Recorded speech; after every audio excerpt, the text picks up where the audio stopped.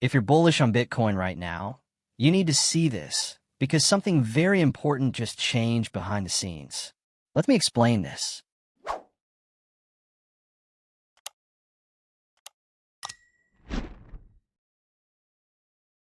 Bitcoin is not pumping hard after the bullish MSCI news. But why? One of the world's leading providers of stock market indexes, MSCI, on January 7th, they finally came out and said they're going to keep companies that hold tons of Bitcoin, like MicroStrategy, MSTR, in their big global stock indexes. That was a huge relief. Back in October 2025, everyone panicked over rumors that they might kick these companies out, which would have forced massive funds to dump MSTR shares and essentially kill the entire corporate Bitcoin buying spree. But here's the catch. MSCI slipped in a sneaky rule change. From now on, when these companies print new shares, the big index funds won't automatically have to buy them anymore.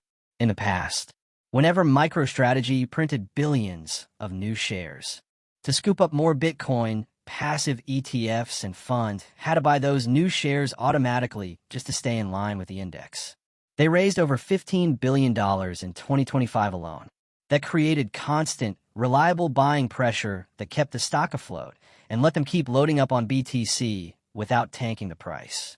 Even though charts show some short-term bullish confirmations now that free lunch is gone.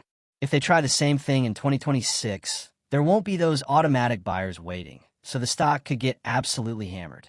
The market saw that we're keeping them part as a solid long-term win. No more delisting fear, but the loss of that passive demand felt like a gut punch in the short term. Bitcoin ended up dropping more than 2% to around $91,550, even though MSTR popped at first on the good news before cooling off. Looks like a victory, but quietly pulled the rug on one of the biggest indirect Bitcoin buying machines. Technically, if BTC loses its current support, it could easily slide toward $86,000 next. The whole thing shows just how tied crypto still is to old-school finance rules. It was half a win, half a warning. Corporate Bitcoin adoption isn't dead, but it just got a lot harder without that passive money safety net. Now it's more about real conviction without the tricks. Maybe this can be a good opportunity to get some MSTR stocks, while everyone is in fear and doubt. Did Morgan Stanley orchestrate one of the slickest manipulations in Bitcoin's history? MSCI, the index giant that used to be part of Morgan Stanley back in the day. On October 10th, they dropped a bombshell, a proposal to kick out digital asset treasury, companies like MicroStrategy from their major indexes.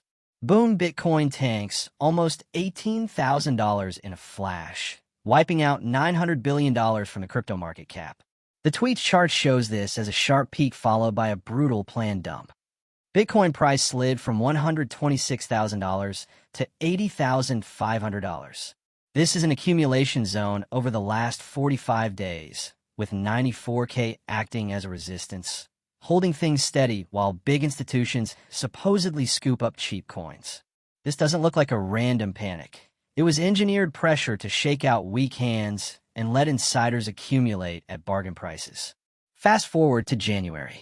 Out of nowhere, Bitcoin starts pumping from January 1st, climbing 8% from $87,500 to $94,800 with no obvious news. The chart marks this turnaround with an uptick in green candles. Then, on January 5th, Morgan Stanley filed for their own spot ETFs in Bitcoin, Ethereum, and Solana. Just hours later, on January 6th, MSCI reverses course, saying they'll keep those crypto-heavy companies in the indexes after all. Coincidence? No, it's a pattern. Create fear, buy low, launch products that profit from the rebound, and watch the money roll in. What makes this human-like and relatable is how it highlights the power imbalance. Retail traders like us get caught, selling in fear while Wall Street collect. This is a wake-up call that crypto, for all its decentralization talk, is still dancing to traditional finance's tune. If true, it shows how indexes and ETFs can be weapons in the hands of the elite, turning market dips into private gold mines. Whether you buy the conspiracy or chalk it up to market forces, it's a reminder to stay vigilant and not get shaken out too easily.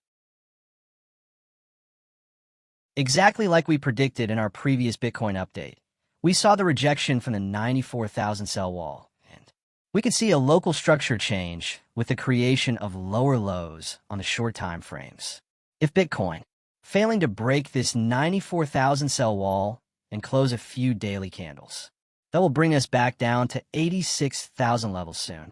But right now, we're seeing lots of whales accumulating Bitcoin, and we have lots of fundamentally bullish news like the Clarity Act, rate cuts, and QE coming ahead. If these can be priced in, then we will break above this 94K resistance. That means a higher price, possibly 110,000. At the moment, because Bitcoin failed again to close above 94,000. Now we have two major possibilities that the price movements have given us. First one is Bitcoin uses this support and the golden pocket that is placed around 86,000 as the low and continue consolidate between 85,000 and 95,000, or we will see much higher prices. The worst case scenario would look like this. If Bitcoin failed 86,000 and the golden pocket and couldn't recover that soon enough, then we might see confirmation for this bear flag play out, targeting 74,000. These are all major possibilities. Keep these in your mind and good luck.